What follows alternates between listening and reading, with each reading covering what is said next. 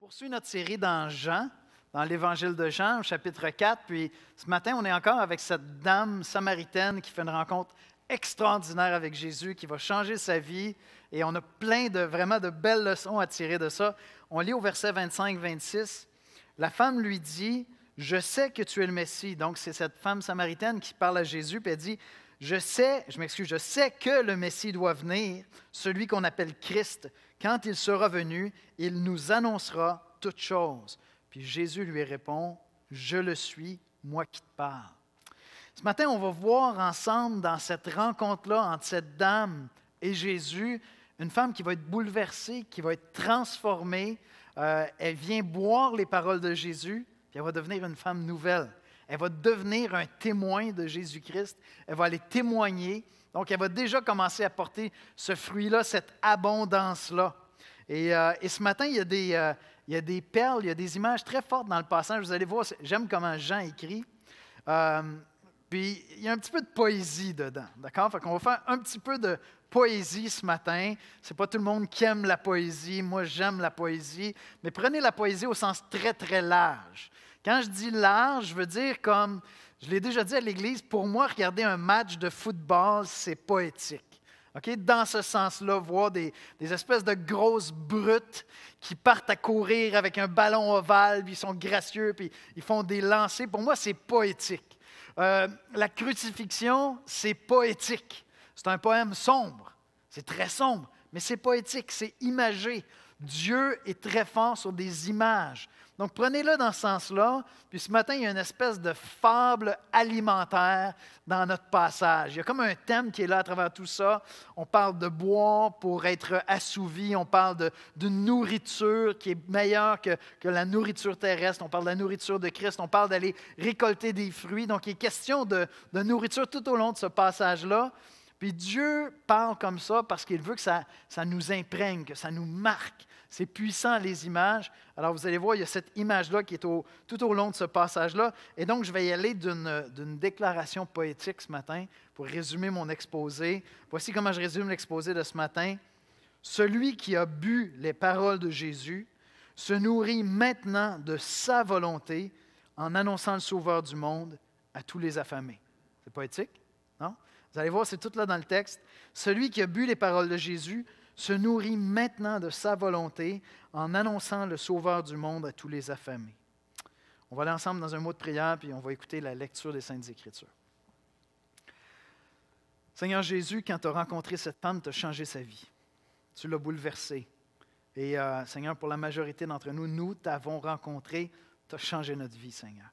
Quand tu as rencontré la vie de tes disciples, tu as changé leur vie. Mais ils avaient encore beaucoup à apprendre pour savoir vraiment qui tu es. Il ne suffisait pas de savoir que tu es le roi des Juifs. Il y avait encore beaucoup à comprendre. Beaucoup à comprendre sur ta personne, sur ta mission, sur notre mission comme enfant de Dieu, comme disciple de Christ. Je te prie, Seigneur, de venir nous parler ce matin, de venir parler à nos cœurs, parler de cette eau que tu as donnée à boire à cette femme samaritaine qui l'a transformée littéralement. D'une femme, d'une personne qui ne te connaissait pas, elle est devenue un témoin du Christ. Et sa vie a été transformée. On sent cette énergie, cette joie qui est en elle, qui vient, Seigneur, de la foi en toi. Et combien tu vas la transformer. Et Seigneur, tu enseignes tes disciples où se trouve la vraie nourriture qui rassasie l'âme. Alors, je te prie de nous parler ce matin, où que nous soyons. Qu'on te connaisse, qu'on ne te connaisse pas, qu'on soit tes disciples, qu'on ne le soit pas. Viens, Seigneur, nous parler de ce qui nourrit vraiment l'âme jusque dans l'éternité. C'est en Jésus-Christ qu'on te prie. Amen. On va écouter la lecture de la parole de Dieu. De l'histoire avec la Samaritaine se trouve dans Jean 4, les versets 27 à 45. Jean 4, 27 à 45.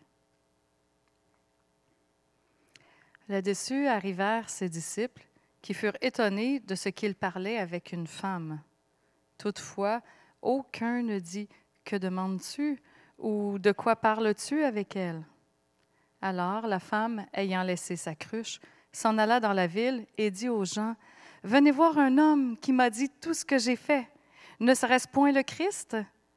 Ils sortirent de la ville et ils vinrent vers lui. Pendant ce temps, Les disciples le pressaient de manger, disant, « Rabbi, mange !» Mais il leur dit, « J'ai à manger une nourriture que vous ne connaissez pas. » Les disciples se disaient les uns aux autres, « Quelqu'un lui aurait-il apporté à manger? » Jésus leur dit, « Ma nourriture est de faire la volonté de celui qui m'a envoyé et d'accomplir son œuvre. Ne dites-vous pas qu'il y a encore 4 mois jusqu'à la moisson? Voici, je vous le dis, levez les yeux et regardez les champs qui déjà blanchissent pour la moisson. Celui qui moissonne reçoit un salaire et amasse des fruits pour la vie éternelle, afin que celui qui sème et celui qui moissonne se réjouissent ensemble. Car en ceci, ce qu'on dit est vrai. L'un sème et l'autre moissonne. Je vous ai envoyé moissonner où vous n'avez pas travaillé.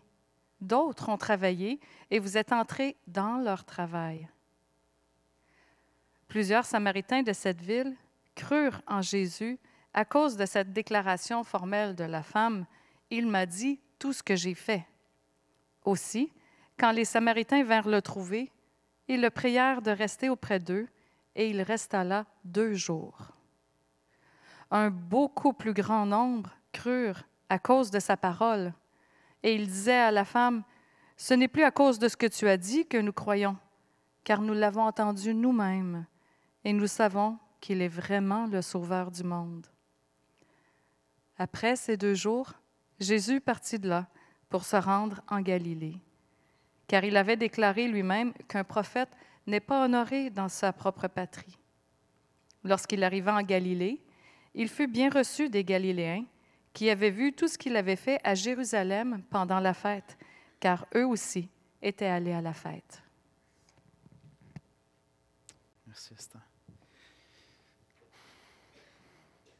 Verset 27. Là-dessus arrivant ses disciples qui furent étonnés de ce qu'il parlait avec une femme. Toutefois, aucun ne dit « Que demandes-tu » ou « De quoi parles-tu avec elle ?» Fait qu'on imagine la scène. Jésus est resté au puits pour se reposer. Les disciples ont dit « Reste ici, Seigneur, on va aller chercher de la nourriture au village. » On te revient. Puis ils reviennent de loin, puis de loin, ils disent « il est en train de jaser avec quelqu'un. » Puis plus il s'approche, il réalise que « Wow, attends un peu, il est en train de parler avec une femme. » Puis à l'époque, un homme ne parlait pas à une femme qu'il ne connaissait pas en public comme ça. Ce n'était pas coutume du tout. En plus de ça, c'est un enseignant de la parole, donc il y a tout un décorum. Puis il est en train de parler avec une femme samaritaine. J'imagine les disciples qui arrivent de loin, puis là, ils commencent à se dire « Oh man, il parle avec une femme samaritaine. » Mais là, ils n'osent pas trop y en parler. Ils ne savent pas quoi faire avec ça. Fait que lorsqu'ils arrivent à Jésus, « Écoute Seigneur, on a de la nourriture, tu veux-tu manger? Tu vas sûrement avoir faim, c'est le temps de manger. » Ils n'adressent pas le sujet. Maintenant, si vous êtes familier avec les évangiles, Jésus, souvent, nous a dit qu'il sait ce que les gens pensent, il sait de quoi il en retourne. Fait que j'imagine Jésus qui lève les yeux vers le ciel, qui dit, bon, OK, time out les gars, teaching moment, je vais vous enseigner, vous ne comprenez pas ce qui est en train de se passer. On va parler du malaise ici, oui, vous voulez que je mange, mais il y a quelque chose de plus important qui est en train de se passer ici. C'est notre mission, c'est le cœur de ce que je suis. Et donc, ces disciples connaissaient Jésus, mais ils ne le connaissaient pas tout à fait. Pour eux, Jésus, c'était le roi des Juifs. Ils avaient compris que Jésus est le roi des Juifs. Ils n'avaient pas compris que Jésus est le sauveur du monde. Ce n'est pas juste le roi des Juifs, c'est le sauveur du monde. Il est beaucoup plus que ça. Et donc, on a vraiment un passage extraordinaire parce qu'on voit une dame qui ne connaît pas Christ. Si je prends le passage de la semaine dernière avec cette semaine, d'accord? Jean 4, on a une dame qui ne connaît pas Jésus, qui croit dans des choses qui sont fausses, qui est d'une autre religion parce qu'il y a un petit peu un arrière-plan juif, mais en même temps, ils avaient développé leur croyance, les Samaritains. Donc, ils croyaient d'autres choses, des choses fausses. Elle adorait sur le mont Garizim, ne connaît pas Jésus, fait une rencontre avec Jésus. Elle va boire ses paroles. Puis elle va croire que c'est le Messie. Puis cette simple foi-là va la transformer en témoin.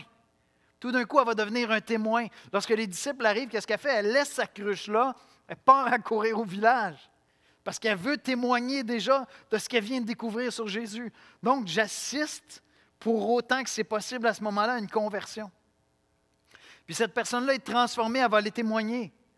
Donc, j'ai quelqu'un qui passe de « je ne connais pas Jésus » à « je deviens un témoin de Jésus, je me mets à témoigner ». Il y a même des gens qui, à cause d'elle, après ça, vont croire.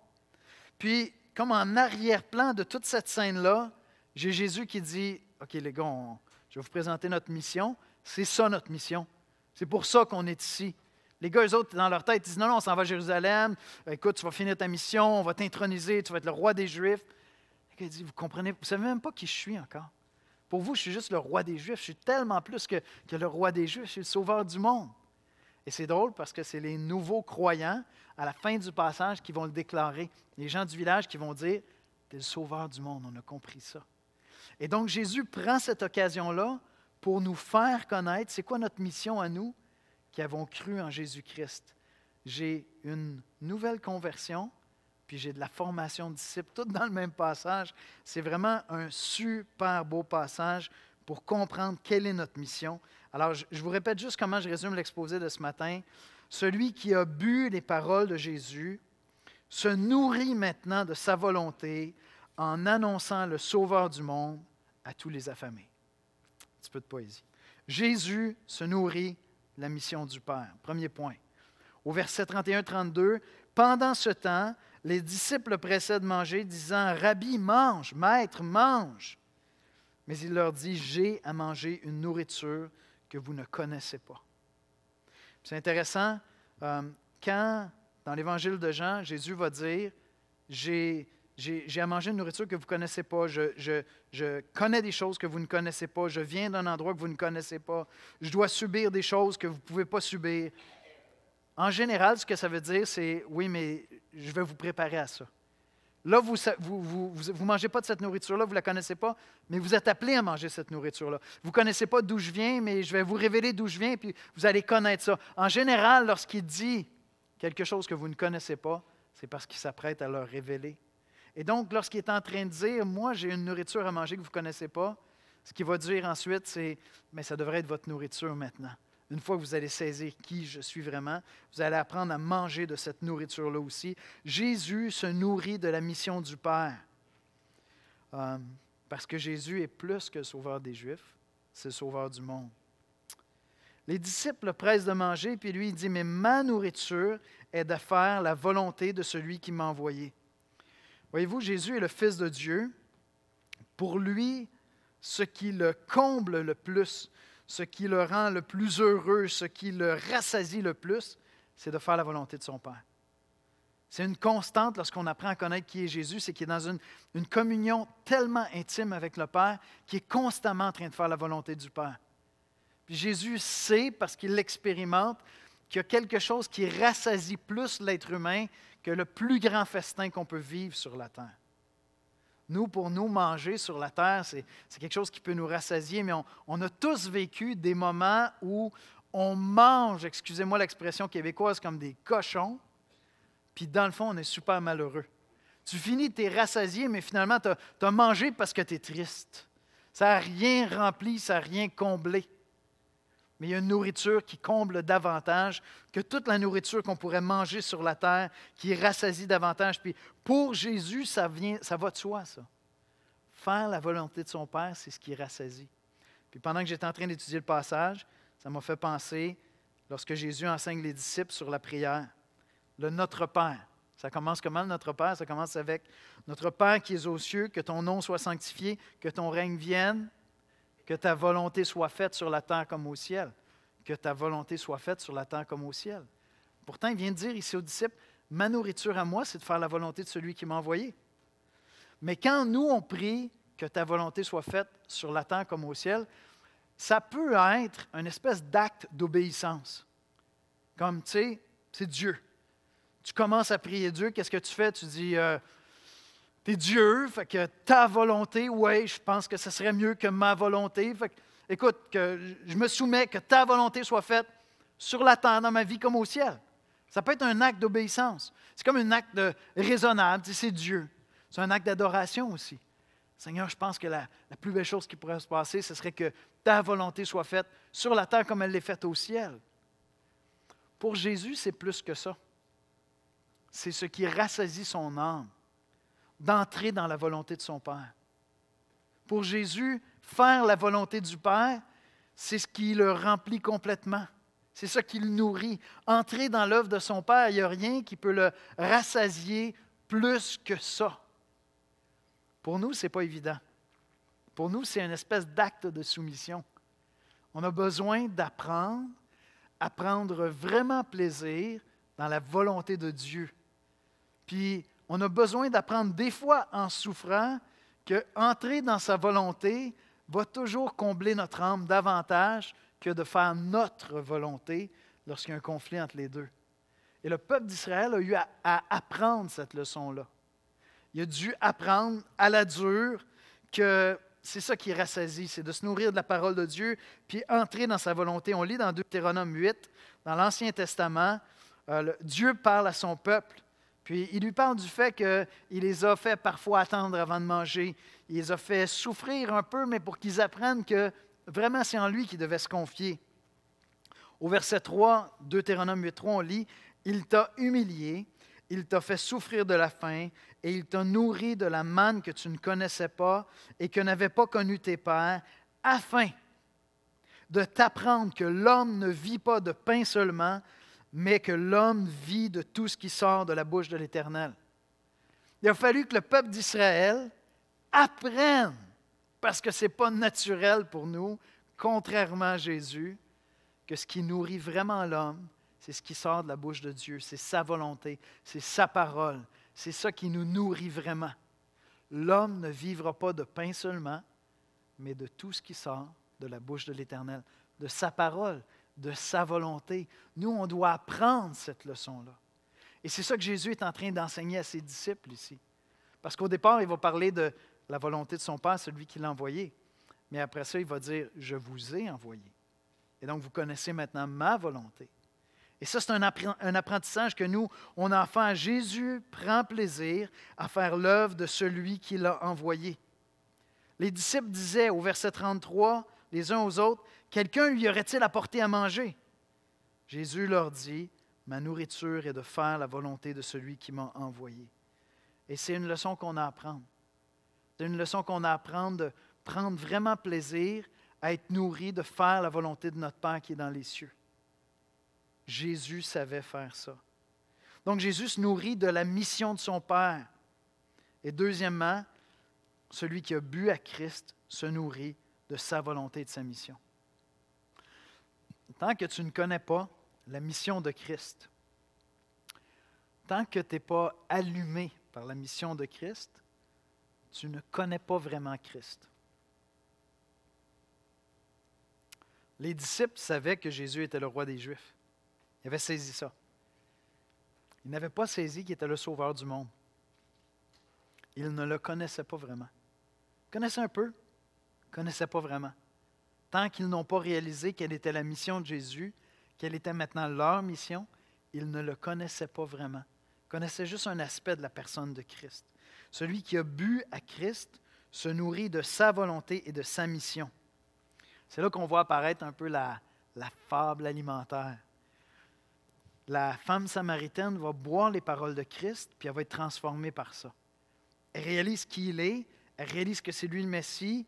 Jésus, qu'est-ce qu'il lui avait dit? Il lui avait dit au verset 13, on a vu ça la semaine dernière, « Quiconque boit de cette eau aura encore soif », en parlant de l'eau qu'il y avait dans le puits. « Mais celui qui boira de l'eau que je lui donnerai n'aura jamais soif, et l'eau que je lui donnerai deviendra en lui une source d'eau qui jaillira jusque dans la vie éternelle. » Mais cette dame-là a cru en lui.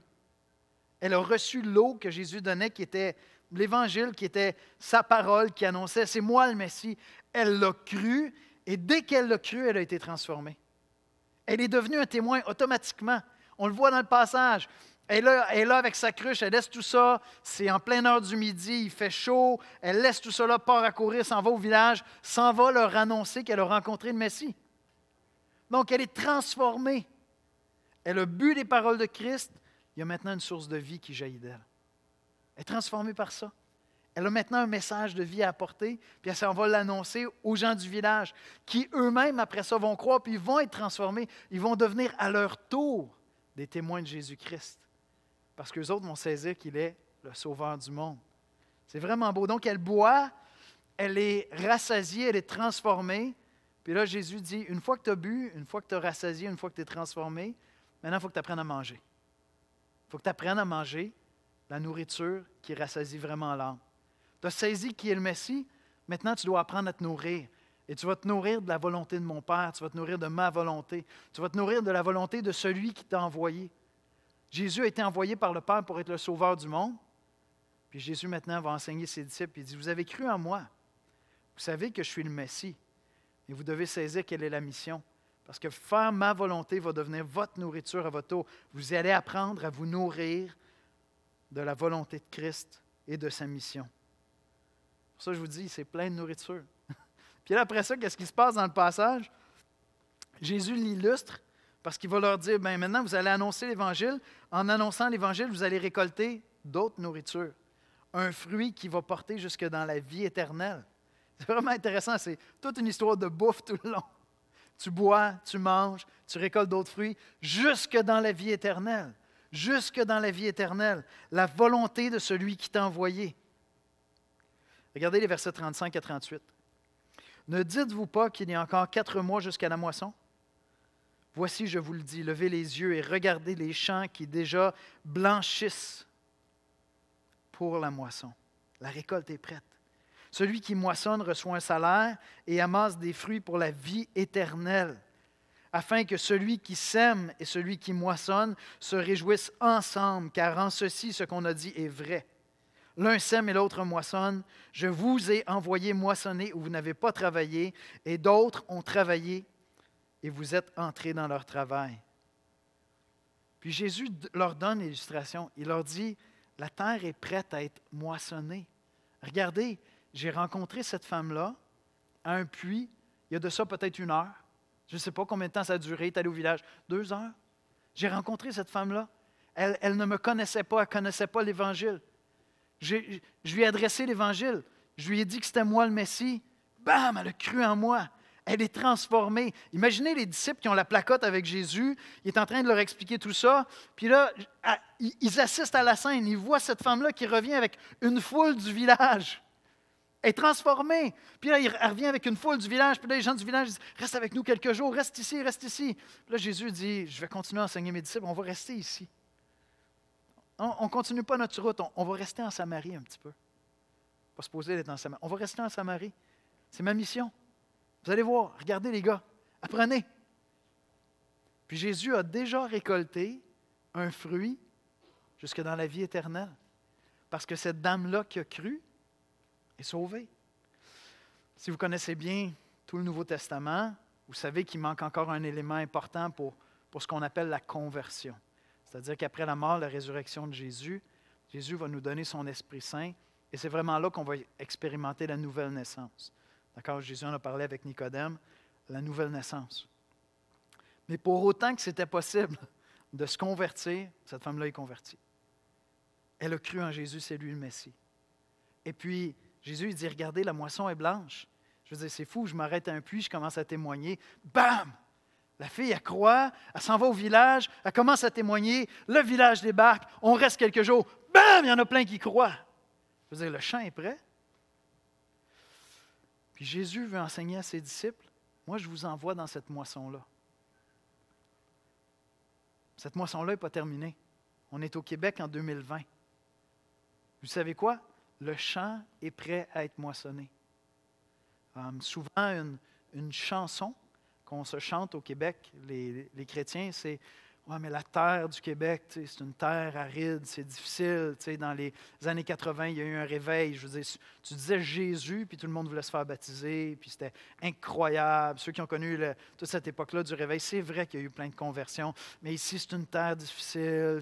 Puis à quelque part, puis je veux dire, je suis le premier à me dire, on est vraiment dans une culture post-moderne, post-chrétienne, tu pars de loin. Cette dame-là, elle partait de loin en Titi, là.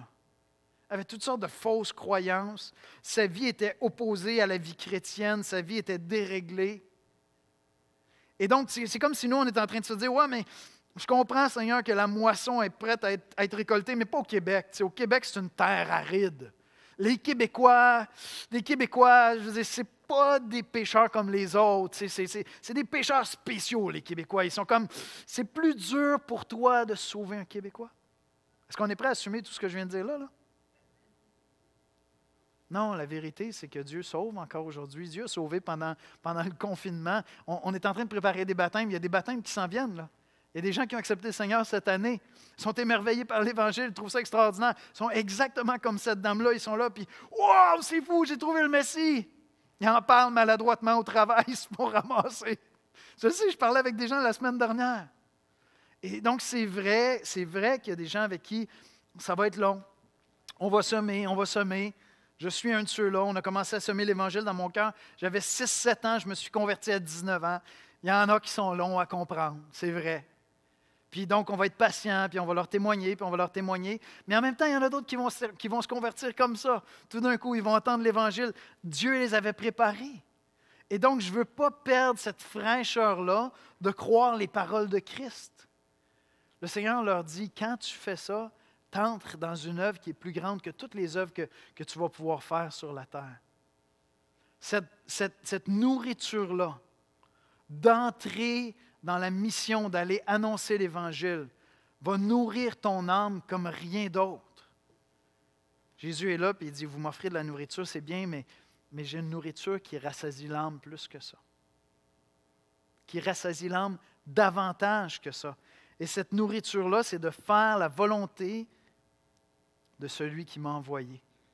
Puis Jésus leur dit, au verset 38, « Je vous ai envoyé moissonner. » Et donc, pour toi et moi, si on est chrétien, la nourriture qui nourrit notre âme plus que tout, c'est de faire la volonté de celui qui nous a envoyés, plus que de la nourriture physique.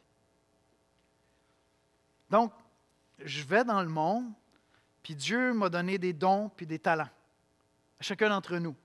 Puis il nous a donné un espace pour faire le bien, ton travail, ta famille, ta communauté, ton voisinage, ici à l'Église, tu viens à la banque alimentaire, peu importe. Dieu t'a donné des ressources pour faire du bien. Sers-toi de ça au maximum. Puis c'est beau, tu sais, as des talents musicaux, tu as des talents pour être un ingénieur, tu as des capacités, exploite ça au maximum. Aime ton prochain à travers un aspect de ta vocation, de ton appel. Tu es un professeur, tu es un écrivain, je ne sais pas ce que tu es. Tu es un ambulancier, tu es un infirmier, tu es une infirmière. Peu importe, tu es une maman à la maison. Peu importe, c'est ça ton appel, c'est une partie de ta vocation. Fais-le à fond. Mais ne tombe pas dans le piège de croire, comme on dit dans le monde, écoute, il faut que tu trouves tes talents, tes dons, puis là, il faut que tu te réalises. Puis là, tu vas te réaliser, puis là, la vie va être extraordinaire. Oui, pour quelques décennies. Mais après, qu'est-ce qui vient? L'éternité. Vous comprenez? Je veux dire, si j'étais un mécanicien, je pourrais être le meilleur mécanicien. C'est mon appel, je vais être le meilleur mécanicien. Je veux dire, quand les gens vont venir, ils vont dire, il est honnête, il est compétent, c'est extraordinaire, il répare mon char, c'est merveilleux. Moi, tu sais, no fuss, je m'en vais toujours voir Yannick, le mécanicien. C'est correct, c'est merveilleux. Puis je vais porter des fruits pour quelques décennies, parce qu'après vient l'éternité. Et ma vocation comme chrétien qui dépasse toutes les vocations du monde, à travers laquelle je m'accomplis vraiment, c'est de faire la volonté de celui qui m'a envoyé. Et il m'a envoyé pour annoncer l'Évangile. Puis en annonçant l'Évangile, en annonçant le Christ, comme elle l'a fait en allant témoigner à son village, je vais récolter des fruits jusque dans l'éternité. Parce que ceux qui vont croire vont venir avec moi dans l'éternité. Et donc, je ne sais pas comment est-ce que Dieu t'appelle à le faire, où est-ce qu'il t'appelle à le faire, mais il t'appelle à rentrer dans ça. Et la semaine dernière, je disais, vous savez, si je ne connais pas Christ, je crois en lui, puis j'ai une vie nouvelle qui commence en moi. Je vous regarde, je vous connais presque tous ici, vous avez déjà cru en Christ, la majorité d'entre vous, ceux qui sont avec moi ce matin dans la grande salle. Vous avez connu ça. La semaine dernière, je disais, comme chrétien, des fois, comme on a l'impression que la source est tarie. Il n'y a plus d'abondance. Je disais, mais revenez à Christ. Peut-être que vous vous êtes éloigné dans votre cœur de Christ. Là, ce que je vous dis ce matin, c'est peut-être que vous avez perdu de vue votre appel. Pourquoi vous êtes sur la terre? Quelle est la mission que vous a donné celui qui vous a envoyé. Il nous a envoyés pour annoncer l'Évangile. Chacun où nous sommes, avec nos moyens, avec nos ressources. Puis avec nos talents, avec nos dons, on investit le maximum pour aimer notre prochain. Mais si je veux récolter un fruit pour l'éternité, je vais annoncer l'Évangile de Jésus-Christ.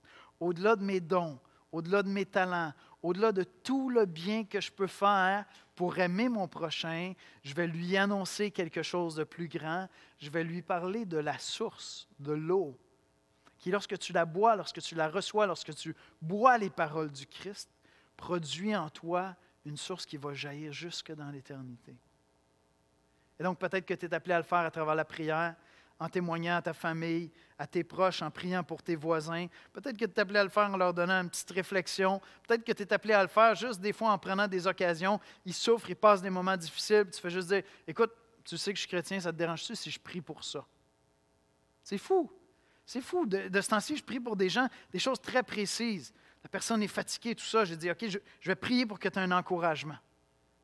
Le lendemain, je fais juste prendre des nouvelles, juste un petit texto. As-tu un encouragement? Écoute, c'est malade ce qui s'est passé. Hop, je suis en train de semer, on s'en va quelque part. Là. Parce qu'après ça, je peux lui dire, tu sais, quand tu seras prêt, je te présenterai celui qui exauce mes prières. Tu vas pouvoir lui demander toi-même, tu vas voir, il est vraiment hot. Ah, des fois, il est long un peu à répondre, là, mais c'est parce qu'il knows better. Il sait ce qui est bon pour nous. Puis je vais pouvoir lui témoigner de l'Évangile de Jésus-Christ. Qu'est-ce qui rassasie ton âme? Quelle est ta nourriture? Qu'est-ce qui te comble? Si tu es un enfant de Dieu comme moi, ce qui te comble vraiment, c'est de faire la volonté de celui qui t'a envoyé et d'entrer dans sa mission pour récolter des fruits jusque dans l'éternité. Et je termine avec mon troisième point, témoigner du Sauveur du monde pour rassasier les affamés. C'est vraiment intéressant parce que cette femme-là a simplement bu les paroles de Jésus, puis elle s'est transformée en témoin. Elle s'est mise à témoigner de lui. Juste à parler de lui. Elle avait comme presque pas de notion. Et tout ce qu'elle pouvait faire, même, c'était comme poser une question. Elle faisait une déclaration. Il m'a dit tout sur moi. Est-ce que ça se peut qu'il soit le Messie? Pas compliqué. Ça ne prend pas beaucoup de cours bibliques pour apprendre ça. Il m'a dit tout sur moi. Est-ce que ça se peut qu'il soit le Messie? Venez le rencontrer. C'est tout ce qu'elle a fait. Aujourd'hui, ça veut dire quoi, venez le rencontrer? Bien, lis donc l'Évangile de Jean. Ça se peut que tu tombes sur le dos. Lis donc un évangile de Matthieu, Marc, Luc, Jean. Ça se peut que tu me rappelles, que tu dises, OK, tu peux-tu m'expliquer? C'est compliqué, mais il y a quelque chose là-dedans. Là. J'ai rencontré quelqu'un qui est, ouf, il n'est pas normal. Il n'est pas normal, je veux plus de réponses. Elle a bu les paroles de Jésus, puis elle s'est mise à témoigner en toute simplicité. Et voici ce que ça donne, c'est qu'elle a rencontré des gens qui étaient aussi près, les gens de son village. Ces gens-là ont répondu au témoignage. C'est vraiment beau, les versets 40 à 42. Ainsi, quand les Samaritains vinrent le trouver, les gens du village, ils le prièrent de rester auprès d'eux, et il resta là 2 jours, juste 2 jours. Un beaucoup plus grand nombre crurent à cause de sa parole. Et il disait à la femme, « Ce n'est plus à cause de ce que tu as dit que nous croyons, car nous l'avons entendu nous-mêmes, et nous savons qu'il est vraiment le Sauveur du monde. » Ses disciples de Jésus savaient qu'il était le Sauveur des Juifs, mais ils avaient encore besoin d'apprendre qu'il était le Sauveur du monde. Puis c'est à travers des Samaritains, des non-Juifs, qui viennent de rencontrer Jésus depuis 2 jours, qu'on a cette belle déclaration-là. J'aimerais inviter les musiciens à venir me rejoindre à l'avant. Est-ce que dans ta vie à toi, est-ce que dans ton cœur à toi, Jésus est ton sauveur ou est-ce qu'il est le sauveur du monde? C'est facile, hein? Tu sais, une fois là, que tu t'es approprié cette eau-là, là, puis que tu as été rassasié, là, tu te dis, Jésus-Christ est mon sauveur, il est mon Seigneur. C'est vrai, c'est tellement vrai. Mais est-ce que ça s'arrête là? Est-ce qu'il est ton sauveur ou est-ce qu'il est le sauveur du monde? Peut-être le sauveur de mes enfants. Je prie pour mes enfants, je voudrais qu'ils connaissent Christ. Pour mes proches. Oui, mais il n'est pas juste le sauveur de ta maison. Ah, bien peut-être pour mes collègues de travail. Il n'est pas juste le sauveur des gens à ton travail. Ouais, peut-être, OK, peut-être dans ma famille élargie, tu sais, ou mes voisins. Non, il est le sauveur du monde. Puis la moisson est prête. Puis je ne sais pas quand est-ce que je vais témoigner, puis il y a quelqu'un qui va dire, aïe, aïe, c'est ça que je cherchais, je suis prêt, dis-moi en plus, je veux connaître. Tiens, je te donne une Bible, lis ça, on s'en reparle.